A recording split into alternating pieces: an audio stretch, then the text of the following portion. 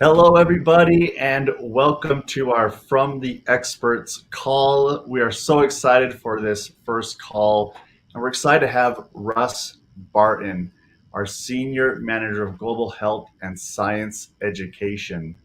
Many of you who have been around USANA, have been taking the products, or even maybe an associate or customer, has probably seen Russ on different calls, whether it's an article or a webinar. Russ has so much knowledge. He's been with USANA for 25 years. This year is his 25th year with USANA. He has done so much for USANA, and we're so excited to have him here today with us to discuss physical health and weight management. So I know you're here to hear from Russ and not from me. So I want to turn the time over to you, Russ. Thank you for being here with us. All right, I really appreciate it. This is great. Yeah, so you'll notice along the way, I'm going to say next a lot because I couldn't get my presentation to show on my screen. So hopefully you'll be patient with us on that. I'm really excited to talk about this topic next. I'm excited to talk about this topic because it really is probably the thing I'm most expert in. My master's thesis was on characteristics of women who successfully maintain significant weight loss. I went to Harvard, continuing medical education, a couple years on the treatment and prevention of obesity. I'm a sports nutritionist. And probably first and foremost, though, is I have about 45 years of experience of my own in being super fit, healthy, overweight, thin, a little more overweight. So, and I'm constantly working on it myself. So the reason I bring that up is just to let you know, no matter where you are on the spectrum of fitness and weight, I've probably been there. I understand, I get it. And because sometimes I know when you see somebody speaking about fitness that's really fit, it's easy sometimes to think, oh, well, they don't really get it. Or on the other side, someone that doesn't look as fit, you may think, oh, they don't really know what they're talking about. Anyway, I just wanted to give you that little intro that I do have to work at this like anybody else. And it's a constant journey for me as well. So next. So in a nutshell, talking about a healthy lifestyle, there's a lot of different factors involved, of course, everything from hydration to sleep, managing stress, exercise, and diet. Next. Today, we're going to talk about more of the exercise and the health, maintaining a healthy weight. And that has more to do with your diet and exercise, so we'll focus on that. Next. And also, I hope you understand that these topics are huge topics, that there's entire university degrees on these two topics. And I feel like I'm telling the entire Star Wars saga in less than a minute.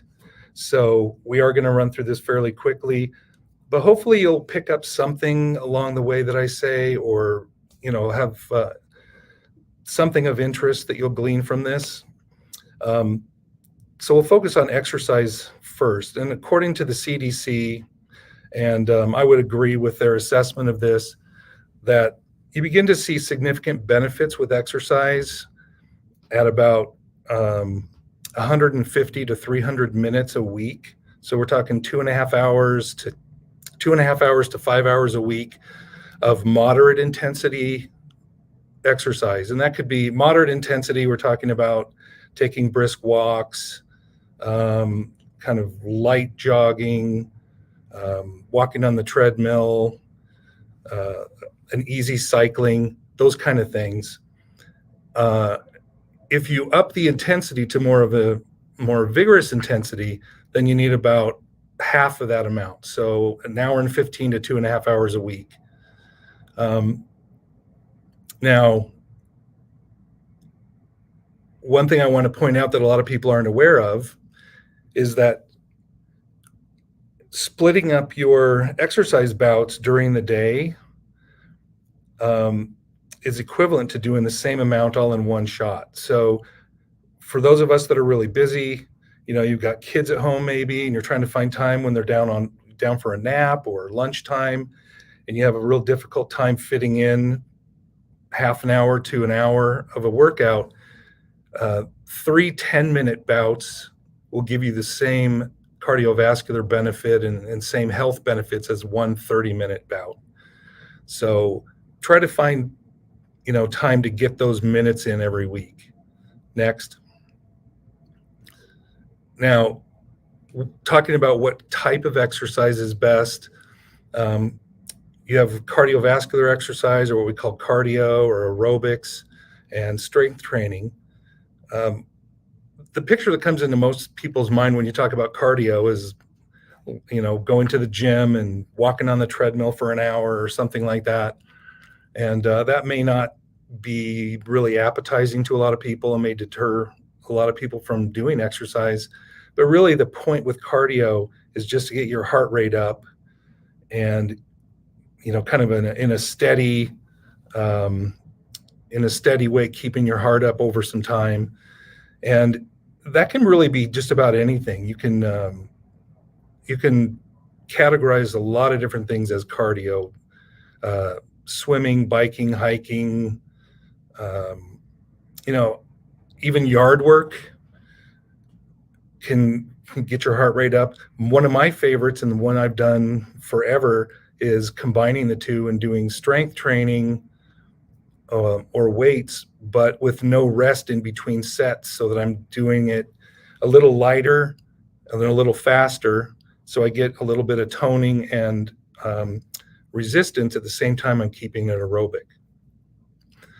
Strength training, of course, is another way to exercise, and with that, of course, the point is to stress your muscles and basically coax them into repairing even stronger. And again, that doesn't just have to be weight training. That can be using your own body weight, resistance bands. There's a lot of different ways to do that as well. Now, the recommendation for best overall health with exercise would be to combine the do a couple days of strength training or resistance exercise every week, and the other days doing cardio, or a mixture of the two. Again, the main point is to get as many of your major muscle groups working and to be consistent. There was a study showing that those that did cardio versus those that did strength training only lost a little bit more weight and a little bit more fat than just the strength training group, but those that combined the two had the best overall fitness level and fat loss. So again, any exercise is better than nothing. I've often used housework in a way to kind of get my heart rate up, and anything that you can do to get off the couch and get more activity is going to be a benefit. All right, next. Okay, so now we'll focus a little bit more on the diet aspect of this. Next. If I were to ask everybody listening in who has been on a diet in your lifetime, it'd be pretty rare to not see all the hands go up. This statistic seems a little bit excessive. It might, depending on how they're defining it, I suppose, but dieting obviously is a very common thing when we're concerned about our weight. And just about all of us have done it at one time or another, either to gain weight or lose weight. Next. And you may have heard that diets don't work. And again, that's kind of an oversimplification. All diets, if they result in reducing calorie intake, pretty much any diet that reduces calorie intake will work, at least initially. The problem is that when you don't add lifestyle changes to it, most of us end up right back where we started. So the key here is you've got to add some changes to your lifestyle, either in increasing activity, better monitoring, um, a diet that makes it easier for you to reduce portion sizes, whatever that is. The lifestyle aspect is really important here. So, but diets do work as long as they're reducing the overall calorie intake. Next. But our emphasis here, and my emphasis has always been maintaining a healthy weight. And how do you define that? Because it's really not just about losing the weight or gaining the weight. It's about kind of maintaining a healthy weight range. Next. There's a lot of different ways that we can define weight.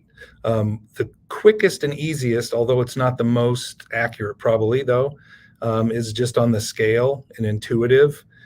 You know, most of us kind of have an idea of where we should be, and you can use the scale to kind of, you know, give you a beginning point, or sometimes the scale can be a negative because it doesn't take into account body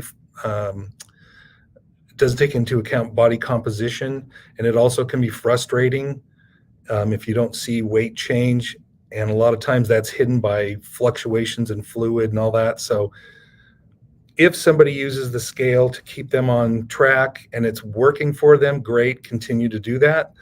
If you're more likely to be affected negatively by seeing a number on the scale, then you probably should just use that for a beginning and an end, or an every once in a while thing. Most of you have probably heard of body mass index. Body mass index takes into account height and weight.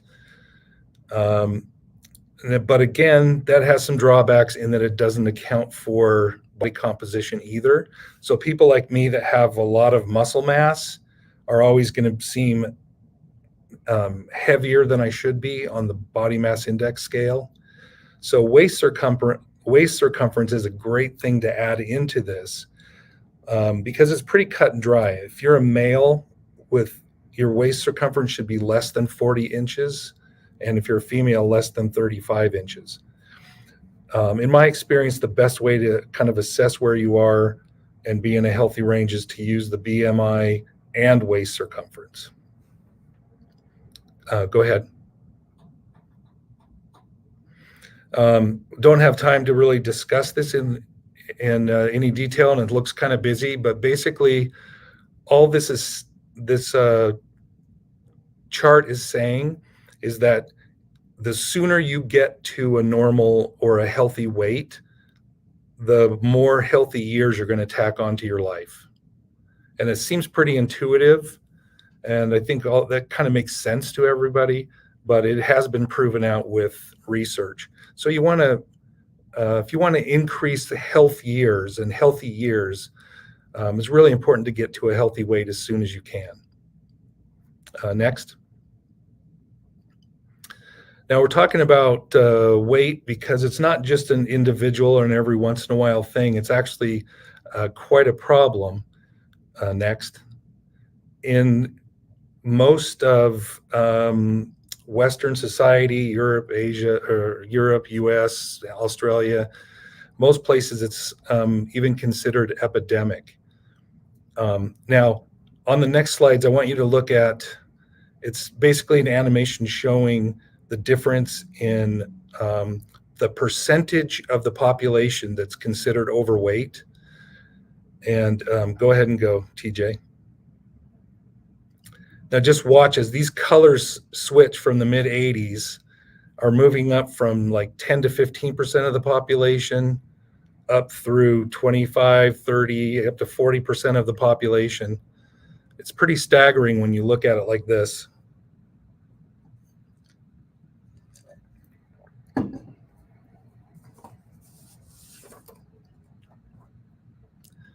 And then one more. Go ahead. Oh, and then one more. So anyway, that's just to me, that's a kind of a good visualization of how far we've gotten in this country with getting out of shape. Go ahead. Now, a couple trends that also show up, and as a nutrition expert, this is not surprising to me at all, but it turns out that the states with the lowest fruit and vegetable intake and the lowest activity rates also tend to be the heaviest. And the states that have the highest rates of obesity also have the highest risk of type 2 diabetes. Now, these are correlations, not necessarily causations, but again, it does kind of make sense. Next. So what is responsible for this epidemic we see? I'll give you a hint. It's not sugar, and it's not environmental toxins, and it's not xenoestrogens, and it's not preservatives. It's basically a little of all of them. So none of these things are the reason. In the 1970s, we had a big push that was anti-sugar, and we went to a lower sugar, higher fat diet in the 80s. Then all the cholesterol information and high fat information came out, and we went, oops, now we're eating too much fat, and then it switched back. Bottom line is, it's really a lot of different things. And on an individual basis, if I'm talking to somebody, I might be able to find a couple things that they can change that are very simple, but there's just no one cause to this. And I find it disconcerting sometimes that the blame is put on a specific macronutrient or a specific ingredient or something, because that's just way overly simplistic. Go ahead, next. What is responsible overall, though, and this is really indisputable, is that it is a matter of energy balance. And I know a calorie is not a calorie, like we used to say. You know, a lot of information has shown that there are different foods and calorie sources that act differently in the body, and that's true. However, in the long run and in the big picture, it still is a matter of energy balance. If you are consuming more energy than you are using, and you do that consistently, you will gain weight, and the opposite is also true. So, you know, don't totally buy into these things that say calories don't matter and it doesn't matter. You know, you don't necessarily have to calorie count, but calories do matter. They are a measure of energy, and overall, that is the goal, is to balance your energy needs with your energy consumption. And there's a million different ways to do that, but as a principle, that is absolutely true. Next. A few things we've seen over the decades that are possibly factors in this weight gain. Our overall calorie intake is increased fairly significantly, and mostly from snacking. We also are not getting the amount of exercise that we should be doing. So we really need to work on both of those. But I think the availability of easy and high calorie dense snacks has been one of the major issues. Okay, go ahead. And this is just showing, it just puts it in perspective, the amount of daily energy expenditure based on physical activity and then your overall metabolism. If you increase physical activity, usually accounts for about 10 to 15 to maybe 20% of your total calorie output. You can bump that up a little by doing a lot of exercise, but in the long run, you've got to do things like reducing consumption, increasing metabolism, overall to affect that picture a lot better. You may have heard this statement, you can't outrun your fork. And that's the case here. Most weight loss is really accomplished through dietary means, and then physical activity is almost almost without exception needed to help maintain that weight loss. But trying to do it without changing your diet and using physical activity only is going to be very, very difficult. And so because we can affect diet a lot more, and that's the place that so many people need help, USANA has some products to help with this. Go ahead, next. And we have a whole line of products that are meant to help with weight management. Some people may, and again, we package this all in the term of weight management. Some are using it to lose weight, gain weight. But overall, again, the focus is trying to maintain a healthy weight. Next. The first products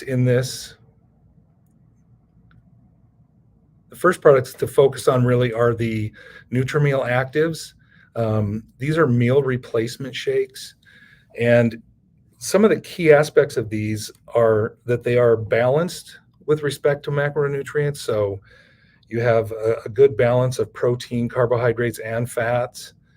You have a good vitamin and mineral mix that's replacing the vitamins and minerals you would have got in the meal you're replacing. They're non-GMO, gluten-free, low glycemic, meaning they're going to give you a more steady release of glucose in the blood, which for a lot of people is really important to help reduce cravings and hunger. And I don't know, normally we go into this in a lot more detail when we're talking about weight management, but just so you understand how meal replacement meals work, let's say you're eating 2,500 calories a day in your diet and it's too much and you've been putting on weight. Now, just for simplicity's sake, let's say you eat 750 calories at breakfast, 750 at lunch, and 1,000 at dinner. Now, these shakes contain 240 calories. So if you were to replace your lunch and breakfast with these shakes, you're basically cutting out 1,000 calories that you would have eaten. And so that's how these meal replacement products work, is you're basically, you've got a set amount of calories that's in a low range. You're replacing those extra calories you would have eaten if you were eating your normal meals. And if you do that over time, of course, all that deficit of calories adds up. And I think we're good there. That's basically how those work, though. There's nothing in them that speeds your metabolism or does anything like that. You're basically using them, and they're not for everybody, but some people will really do very, very well on these because you don't have to think, you don't have to shop, you don't have to cook. You know, depending on what your triggers are for eating and snacking, meal replacements are very effective. Next. And I did mention that the increase in snacking might have a lot to do with some of this increase in obesity. So we have some healthy snack bars. Now, if you're not somebody that snacks already, I wouldn't really recommend you start snacking. And there's a lot of us that do very well with just eating the standard 2 or 3 meals a day. If you're someone who does snack and portion size and choices become a real issue, we have some bars here that are high protein, again, have no artificial flavors and sweeteners. They have good complete protein, gluten-free. They're actually very tasty, I would say. Next. And there's another bar that's more of a peanut butter snack bar that's only 110 calories. Again, the point is to replace these snacks, or to replace snacks you would have eaten with these snacks. They're probably a smaller amount of calories and they can help you in the long run. I know part of some mythology exists still that you can burn fat easier and lose weight easier if you eat 6 small meals a day rather than 3. And that's really been kind of disproven over the years. So that's why I'm saying, because people don't tend to eat fewer calories when they're eating the 6 smaller meals. So if you're someone that does snack and you need snacks, this is a great alternative. But there's no weight loss benefit to extra snacking. Let's just put it that way. But I do love having these bars around when I get a little sweet tooth or have the urge to eat something, and they're very satisfying. Next. And we also have a product called Metabolism Plus. It contains ingredients that the primary function of this tablet is to help with normal lipolysis, which is basically the breakdown of fat. Inside your fat cells, you have triglycerides. And for that fat to be used as energy, it has to be split up into glycerol and free fatty acids, which are then burned by the mitochondria. So this product contains platacodon grandiflorus, root extract, green tea, and citrus bioflavonoids. And again, their function is essentially to help that normal process of fat breakdown and use for energy. And I'll just be blunt and say there's no safe, legal, over-the-counter or dietary supplement that will burn significant amounts of fat off your body without you doing anything else.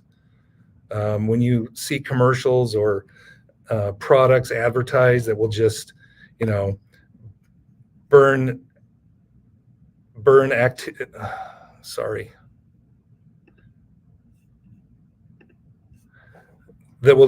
off the weight without you having to do anything else, don't buy that. That's not really true. You still have to work, unfortunately. Next. Another important part of this mix is the Fibergy. Fiber obviously helps us stay fuller longer. It's good for digestion, and the vast majority of us don't get enough in our diet. Next. Next. Oh.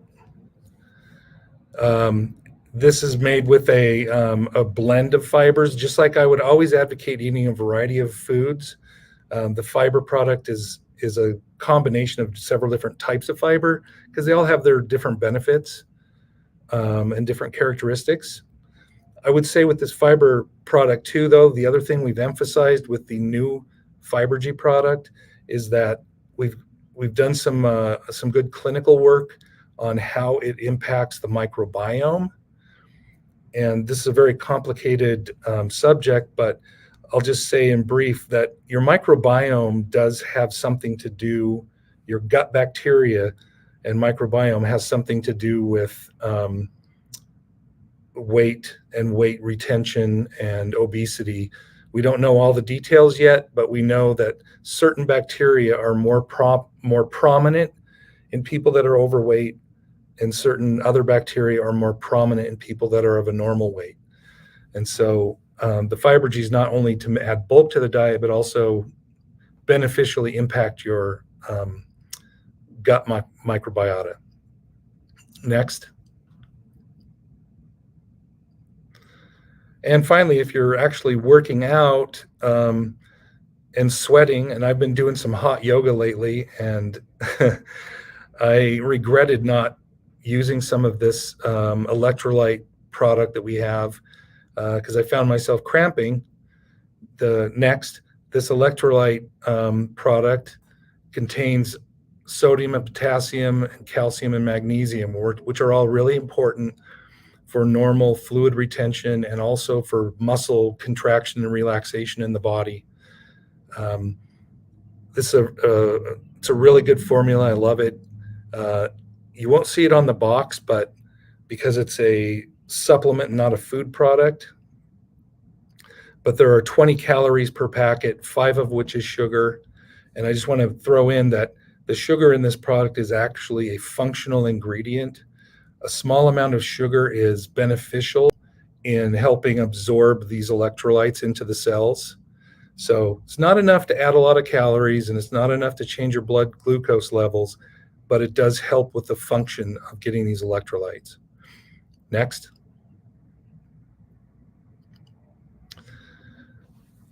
So before closing, I do want to emphasize, and again, I went through these things really, really fast. Go to askthescientist.com and read up on these products, and you can get all the details on their function and what they do, and a lot more information than we can provide here in this short amount of time. But again, just in closing, I would say, first and foremost, everybody's different. There is no one size fits all to weight loss and exercise and weight maintenance. But there are a few things that we all can do to improve our health and to help maintain a healthy weight. And more than anything else, probably just focus on being more active every time you get a chance. If you sit all day, a lot of us spend most of the day sitting. Take every opportunity you can to get up, take a walk, and do hobbies and things that you like to do that are going to increase your activity level, whether it's gardening or hiking or whatever it is. Be consistent and get active, and get some help with food intake and try to keep your calories at a reasonable level. I wanted to throw in, let's see if I have any time. Oh, very short on time, but I want to throw in a couple things really quick. A lot of us focus too much on the end goal with losing weight, and it's easy to get discouraged if you're saying, I want to lose 50 pounds, and all you're doing is looking at that end goal. But it's important to understand that for health benefits, as far as hypertension, type 2 diabetes, all that kind of thing, you begin to get good benefits at the first 5 to 10% of body weight loss. So for my mind, it's really helpful to have some interim goals and shoot for that first 5 to 10% and call that a win when you get there, because you are improving your health. Then you can go on further from there. But really, give yourself smaller goals to go for, because they really do improve your health. And one thing that I see and I hear on commercials an awful lot and infomercials is that this excess weight gain that we're all experiencing it's not your fault, and it's not a matter of willpower. And I really don't like that, because by saying it's not a matter of willpower or it's not your fault, you're basically saying it's not in your control. And it is largely in your control. Being healthy is not accidental. By the time you're my age or you're as an older adult, being healthy is not accidental. You have to take action. You have to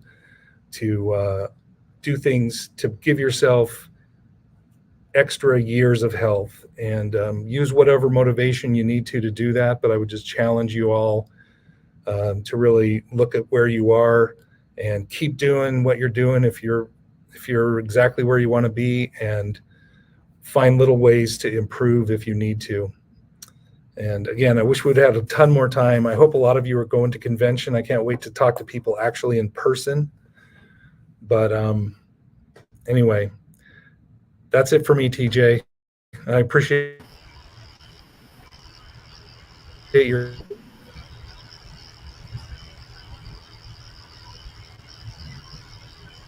Yeah, thank you very much, Russ. We appreciate all the knowledge. One thing you talked about our active NutriMeal and the bars is something that I love. I have them here at my desk. So yes, I love it. Thank you. If you learned anything from this, please share it with someone. You can share this video with with any friends or family, any that you have, because it's important. Physical health and weight management, like Russ said, it's, sometimes it's weight gain or weight loss. It's finding that healthy weight management, and our products to support you in that are great. We love them.